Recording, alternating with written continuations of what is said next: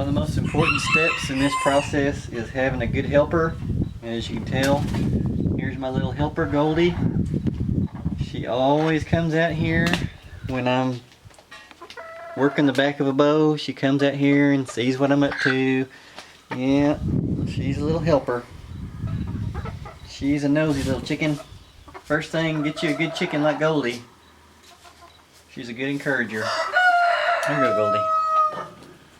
So, here's the stave of the earlier videos.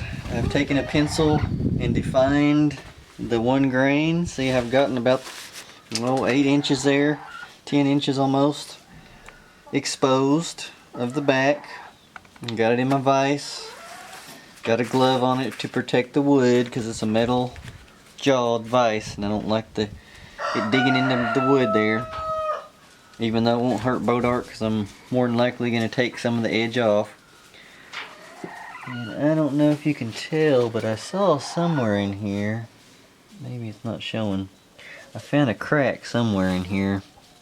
So, right here, I don't know if the camera can pick it up, but there's a hairline crack there, see? So I'm definitely going to have to make it not quite as wide. And that's the little surprises I'm always talking about. You're always finding stuff. Who knew 3 or 4 grains down into that wood it'd have a crack right there? But it does, so it's going to reveal the bow hidden inside in the exact dimensions.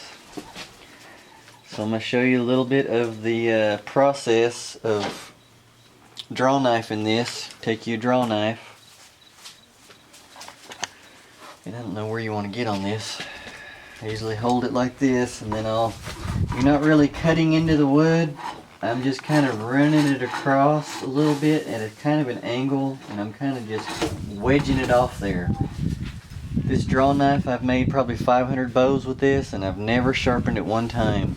Never one time have I ever sharpened this. It's just and it's fairly sharp still, but it's more of wedging underneath and pulling the grain rather than cutting it out. And I'll show you what I mean. And this is basically how I do it.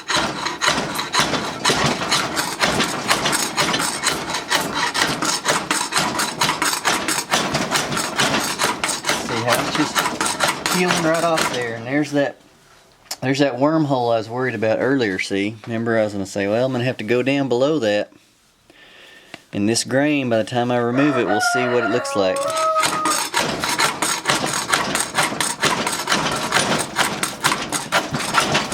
Totally gone.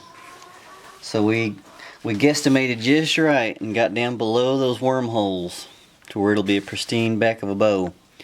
And as you can notice, there's some remnants of the early wood on there, that spongy grain. But I'll take and remove that later, because if you try to get it out with a draw knife, see, it's cupped in there. You'll actually be cutting some of the late wood and trying to get that. And I've got a little tool that'll get in there and get that out nice and clean without removing that. So I don't worry about that remnants right now. I'll get that later. I'm mainly interested in getting this one grain off, the majority of it. See, what's nice about this is there's no knots. If you have knots in here, it's a whole different story. You have to leave an island of several grains around the knots. But that'll be for another video. This is nice right here. And see, I'll just go on down all the way down this side, then flip this around and start on this side and go all the way up there, and then the back of my bow will be done. And that's that. Okay, I think we're getting better.